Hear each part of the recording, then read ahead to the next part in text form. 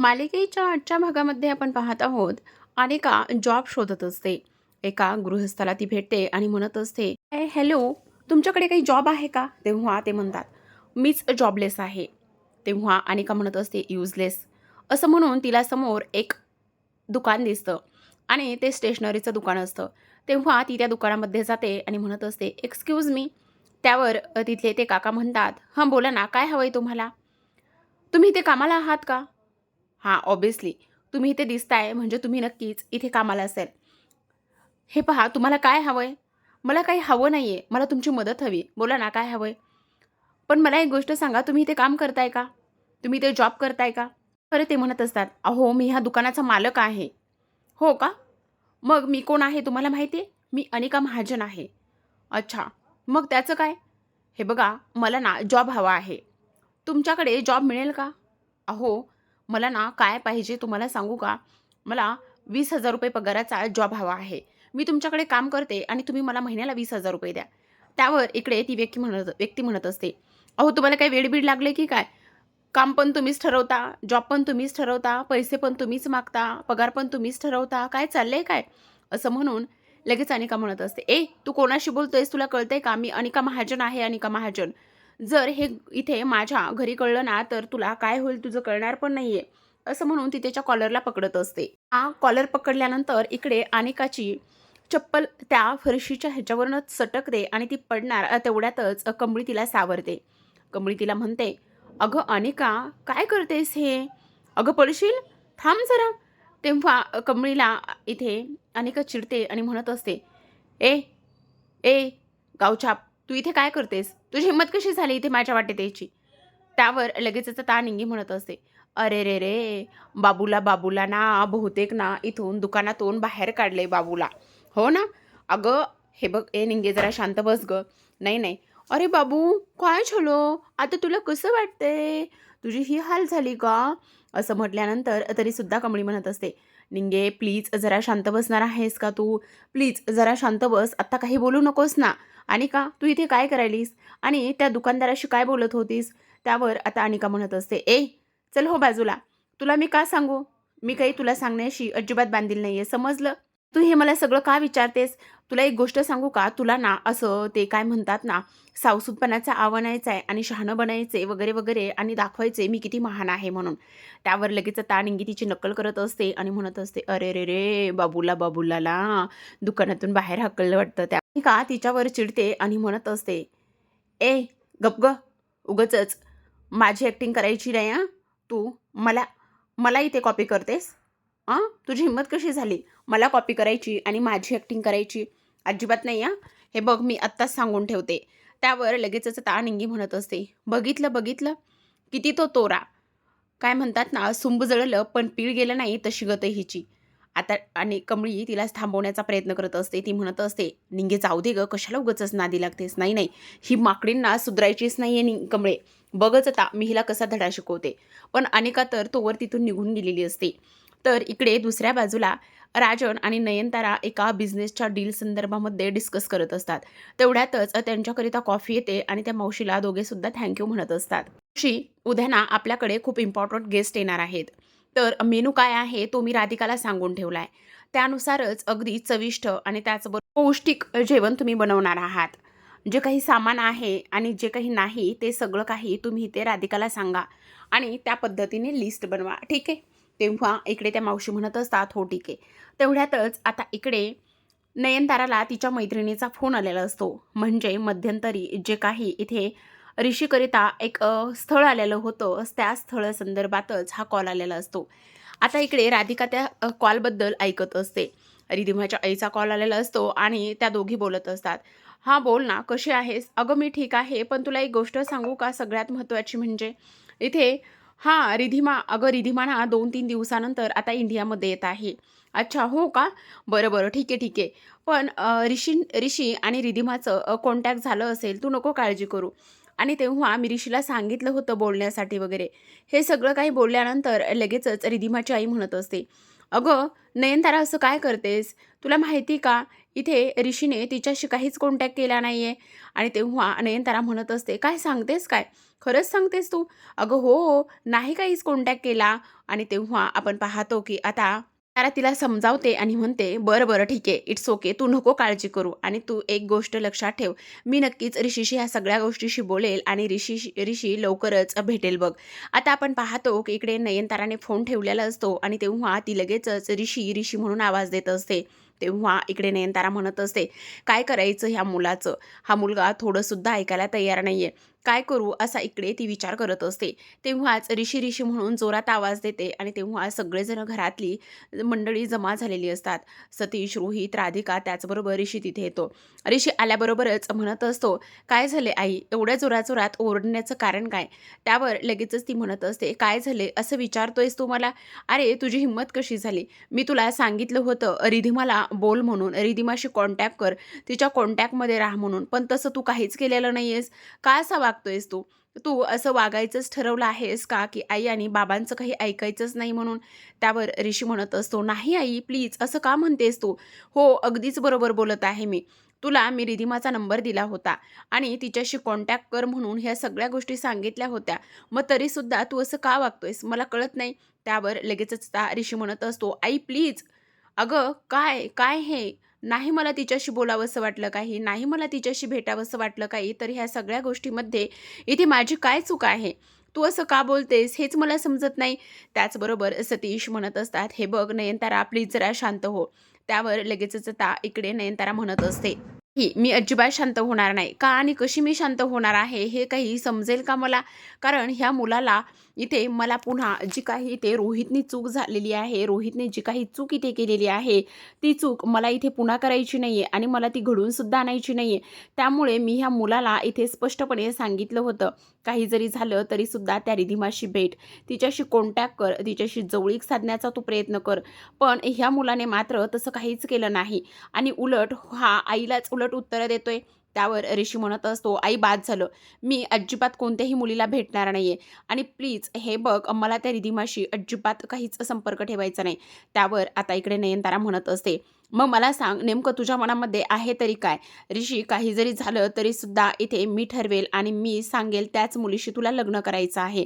तेव्हा आपण पाहतो की आता इकडे सतीश आणि नयनताराचं थोडंसं खटकलेलं असतं.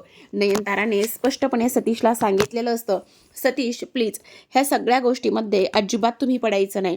ह्या सगळ्या गोष्टी अजिबात तुम्ही काय करायच्या, कशा करायच्या हे अजिबात सांगायचं नाहीये प्लीज." असं म्हटल्यानंतर आता ऋषीकडे तिचा मोर्चा वळतो.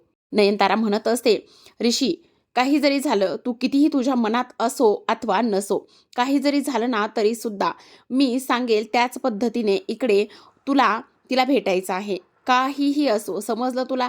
त्यावर ऋषी म्हणत असतो, "नाही आई, मला हे अजिबात असलं काहीही करायला जमणार नाही. समजलं तुला?"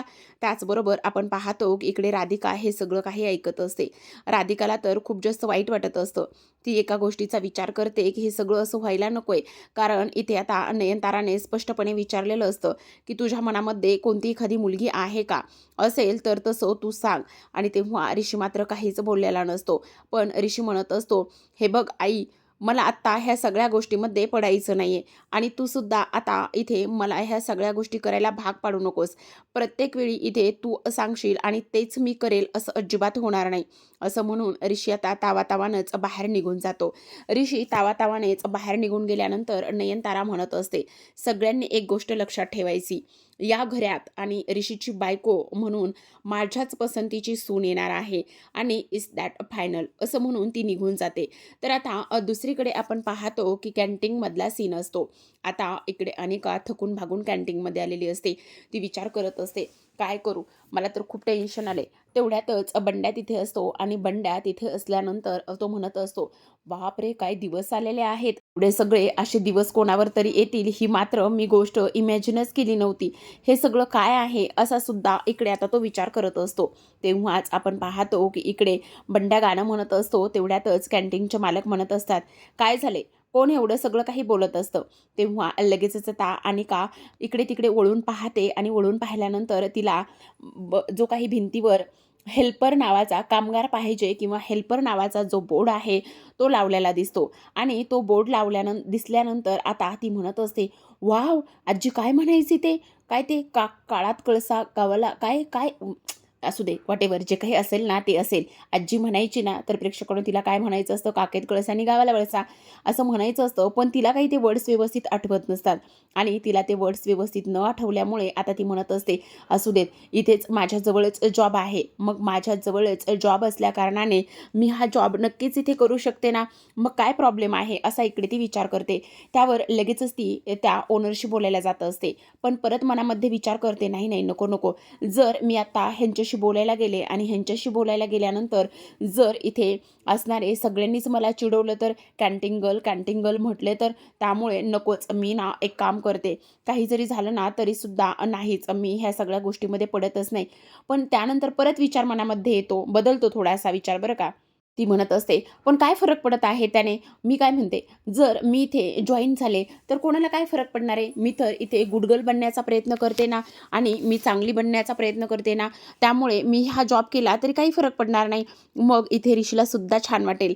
ऋषीला असं वाटेल, की ही बदलते म्हणून आणि तेव्हा त्याला चांगलं वाटल्यानंतर तो आणि त्याला आणि मला इथे कोणीच वेगळं करू शकणार नाही." असा सुद्धा इकडे ती विचार करत असते. आणि इकडे आजींना सुद्धा खूपच चांगलं वाटेल. आता आपण पाहतो, की लगेचच ती त्या ओनरशी बोलायला जाते आणि म्हणत असते, "काका, मला हेल्प हवी आहे." "काय हवंय मॅडम तुम्हाला? बोला ना, काय हवंय? कसली मदत करू मी तुमची?" "ते काय आहे ना, तुम्ही तिथे हेल्पर कामगार पाहायचे असा हेल्पर नावाचा बोर्ड लावला ना." "हो मॅडम, लावला आहे ना तो बोर्ड." "मग त्याच्या संदर्भात आहे का कोणी एखादा हेल्पर वगैरे?" "हो आहे ना, पण गर्ल आहे." "हो चालेल ना, काहीच प्रॉब्लेम नाही आहे. मग तुम्ही तिला बोलावून घ्या, मी तिच्याशी बोलून घेतो." "नाही ना, ती इथे नाही येऊ शकत. पण कामाला तरी यावंच लागेल ना, मी बोलते ना तिच्या वतीने." असं इकडे ती सांगत असते. "अच्छा, असं आहे का? मग त्याचं काय आहे ना, तुम्ही प्लीज सांगा ना, तिला ना कामाची खूप जास्त गरज आहे. पण ती कॉलेज गर्लच आहे." "अच्छा, कॉलेज गर्ल आहे. चालेल ना, काहीच प्रॉब्लेम नाही. आपल्याला कोणतीही कॉलेज गर्ल असेल तरीसुद्धा चालेल. काहीही हरकत नाही." असं सुद्धा आता इकडे अनिका बोलत असते. का म्हणत असते, "बरं ठीक आहे, पण तिला ना मंथली ₹20,000 पगार हवा आहे." "काय? ₹20,000? अहो मॅडम तुम्ही काय बोलताय हे सगळं? ₹20,000 पगार? नाही हो.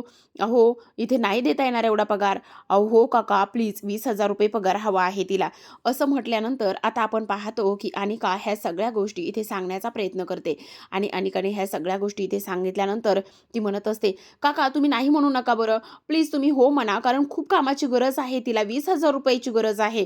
"बरं ठीक आहे, कोण मुलगी आहे ते तरी सांगा." आणि तेव्हा लगेच आता अनिका म्हणत असते, ती मुलगी दुसरी-तिसरी कोणी नाही, तर ती मुलगी मीच आहे." "अहो मॅडम काय करताय तुम्ही? तुम्ही आणि तुम्हाला मी नोकरी देऊ?" "नाही, नाही, नाही, नाही, असं अजिबात होणार नाहीये. कारण जर तुम्हाला नोकरी द्यायला गेलो, तर इकडे अन्नपूर्णा मॅडम आणि ती लोकं मला काय बोलतील आणि तुम्हाला काय नोकरीची गरज पडलेली आहे." असंच आता इकडे ती लोकं बोलत असतात. तेव्हाच आता अनिका म्हणत असते, "त्याचं काय आहे ना काका, इथे कालचा जो काही इथे शॉर्ट सर्किटचा जो प्रॉब्लेम झालाय ना आणि त्या प्रॉब्लेममुळे इथे ना मला बाबांनी माझे क्रेडिट कार्ड्स, डेबिट कार्ड हे सगळं काही काढून घेतलंय. त्याचबरोबर तिथे जी काही इथे नुकसान झालेलं आहे ना, त्या सगळ्या नुकसान भरपाई इथे मला भरायला सांगितलेली आहे. प्लीज, प्लीज काका नाही म्हणू नका. मला कामाची खूप जास्त गरज आहे आणि जर मी हे सगळं नाही ना केलं, तर इथे मला ना कॉलेजमधून काढून टाकतील आणि प्लीज तुम्ही नाही म्हणू नका ना." असं सुद्धा आता इकडे ती बोलत असते. आता ह्या सगळ्या काही गोष्टी इथे बोलल्यानंतर आपण पाहतो, की लगेचच इकडे दुसऱ्या बाजूला ते काका म्हणत असतात, "बरं, बरं, ठीक आहे, ठीक आहे. पण मला तर खूपच टेन्शन येतंय. काका तुम्ही नका टेन्शन घेऊ."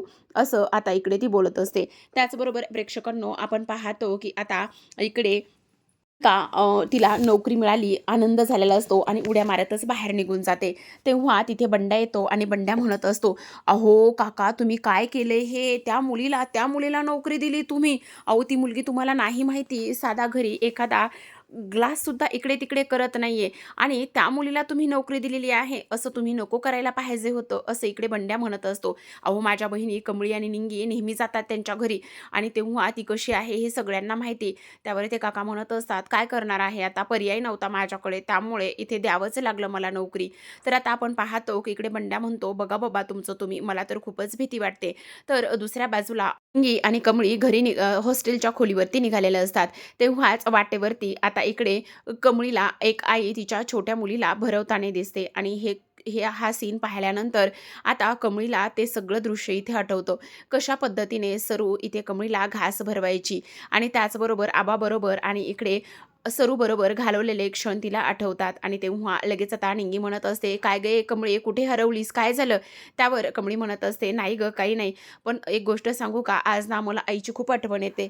"अगं हो, तू नको काळजी करूस आणि सगळं काही व्यवस्थित होईल. पण बघ ना गं, आईला पण माझी आठवण येत असेल ना गं. ती लोकं व्यवस्थित असतील, ठीक असतील ना गं?" तेव्हाच आपण पाहतो की इकडे आता निंगी म्हणत असते, "हे बघ, सगळं काही व्यवस्थित असेल. काळजी करण्याची काहीच गरज नाहीये. चल आता आपण हॉस्टेलवर जाऊ. पण तरीसुद्धा गं मला खरंच खूप काळजी वाटते." असं सुद्धा इकडे आता ती बोलत असते. वर निंगी तिला घरी चल म्हणत असते आणि घरी चल म्हणत असताना आता आपण पाहतो की कमळी निंगीला म्हणत असते, "एक काम कर ना, तू जा घरी, मी थोड्या वेळाने येते, मला काम आहे." तर आता प्रेक्षकांनो आपण पाहतो बंड्या धावतच आलेला असतो आणि बंड्या धावत आल्यानंतर तो म्हणत असतो, "तुम्हा दोघींकरिता खूप आनंदाची गोष्ट आहे." कसली आनंदाची गोष्ट आहे असं पाहिल्यानंतर आपण पाहतो की तो म्हणत असतो, "तुम्हाला एक गोष्ट सांगू का? सगळ्यात महत्त्वाची म्हणजे बघा, आता इकडे ना जी अनिका आहे ना, अनिका इथे कॅन्टीनमध्ये काम मागायला आली होती आणि तिथे झालेला सगळा काही सीन इथे बंड्याने पाहिलेला असतो आणि सगळा सीन बंड्याने पाहिल्यानंतर तो जशाचा तसाच इकडे सांगण्याचा प्रयत्न करत असतो. आता सगळा जशाचा तसाच सीन इथे सांगितल्यानंतर आपण पाहतो की इकडे कमळी म्हणत असते, "काय सांगतोयस काय?" त्यावर निंगी म्हणत असते, "काही नाही गं, उगाचच नाटक असतील हे सगळे काही आणि नाटक करत असेल तो." असं इकडे तो बोलत असतो. तेव्हाच आपण पाहतो की आता इकडे कमळी निंगीला म्हणत असते, "हे बघ निंगे, असं कोणाबद्दल असं इथे अपशब्द वगैरे आणि ह्या सगळ्या गोष्टी इथे बोलू नये. कारण ती मनापासून प्रयत्न करत असेल आणि मनापासून प्रयत्न करत असताना तू असं प्लीज बोलू नकोस वगैरे हे सगळं काही इथे ती तिला बोलत असते. "बरं, बरं, ठीक आहे, काहीच नाही बोलणार." आता आपण पाहतो की इकडे लगेचच ती निघून जी कमळी आहे ती निंगीला सांगत असते, "प्लीज तू इथून निघून जा आणि मी येते थोड्या वेळाने घरी." आता इकडे निंगी हॉस्टेलच्या खोलीवर ते निघून जाते तर कमळीच्या मनामध्ये आता वेगळाच विचार सुरू असतो आणि वेगळाच विचार सुरू असताना ती लगेचच आता देवी आईच्या मंदिरामध्ये जाण्याचं काम करत असते. तिला खूप जास्त आठवण इथे सरूची येत असते आणि त्यामुळेच ती तिकडे जाण्याचा प्रयत्न करत असते. तेव्हाच आता आपण प्रेक्षकांना पाहतो की काही जरी झालं ना तरीसुद्धा इकडे कमळी देवी आईच्या मंदिरामध्ये जाऊन पोहोचते आणि देवी आईच्या मंदिरामध्ये जाऊन पोहोचल्यानंतर ती इकडे देवीला गाराणं घालत असते. ती म्हणत असते, "देवी आई, आज मला माझ्या आईची खूप आठवण येते. खरं सांगू का, मला असं वाटतंय की माझी आई वगैरे सुखरूप असेल की नाही ह्याच गोष्टीची मला इथे खात्री नाहीये. त्यामुळे ती जिथे कुठे असेल तिथे ती सुखरूप असावी अशी मी तुझ्याकडे प्रार्थना करते." तर आता ती म्हणत असते, "काही जरी झालं ना तरीसुद्धा आज मी तुझ्याकडे कौल लावणार आहे." आणि तेव्हा इकडे दुसऱ्या बाजूला सरू ही अनवाणी चालत असते आणि तिला कमळीची खूप आठवण येत असते. तेव्हा ती म्हणते, "आत्तापर्यंत इकडे कमळीला शोधण्यासाठी 2-3 कॉलेज पालथे घातले. 2-3 कॉलेज पालथे घालून सुद्धा कमळीचा कुठेच पत्ता नाही लागला. माझी कमळी ठीक तर असेल ना? माझी कमळी बरी तर असेल ना?" ह्या सगळ्या गोष्टीचा आता इकडे सरू विचार करत असते. तेव्हा दुसऱ्या बाजूला आता इकडे कमळी देवी आईच्या मंदिरामध्ये गेलेली असते आणि कमळी देवी आईच्या मंदिरामध्ये जाऊन हात जोडत असते. हात जोडल्यानंतर इकडे ती म्हणत असते, "आज मी तुझ्यासमोर कौल लावणार आहे. काही जरी झालं ना तरीसुद्धा आज तू मला कौल द्यायचा आहेस. मी इथे कौल लावते." असं म्हणून आता कमळीने देवी आईच्या डोक्यावरती 2 झेंडूची फुले ठेवलेली असतात. "जर उजवा कौल लागला तर माझी आई आणि आबा सुखरूप असतील असं मी मानते आणि जर डावा कौल लावलास तर." असं म्हणता क्षणी थोडा वेळ थांबते आणि म्हणत असते, "नाही, नाही, मी ह्या सगळ्या गोष्टी." इकडे आता दुसऱ्या बाजूला कमळीने कौल लावलेला असतो आणि म्हणत असते, "देवी आई कौल दे, देवी आई कौल दे. जर तू उजवा कौल दिलास तर माझे आई आणि आबा ठीक आहेत, आई आणि आबा सुखरूप आहेत असंच मी मानेल. पण जर तू डावा कौल दिलास तर." पण शांत होते आणि इकडे ती देवीकडे प्रार्थना करत असते, "जोपर्यंत तू कौल देत नाहीस तोपर्यंत मी इथून कुठेच जाणार नाही." अशी सुद्धा तिने इथे देवी आईकडे प्रार्थना केलेली असते. तर इकडे मात्र सरू रस्त्याने चालत असते. 3 दिवस झाले तब्बल ती कमळीला शोधत असते पण तिला आत्तापर्यंत कमळी कुठेच सापडलेली नसते आणि त्यामुळेच आज तिची अवस्था खूप नाजूक झालेली असते. रस्त्याने अनवाणी चालत असते. पण प्रेक्षकांनो इथे आता कमळी आणि सरूच्या आयुष्यात पुढे काय लिहून ठेवलं असेल, कारण पुढे आता सरूच्या मागे तीच गुंड धावत असतात जी कामिनीने पाठवलेली असतात.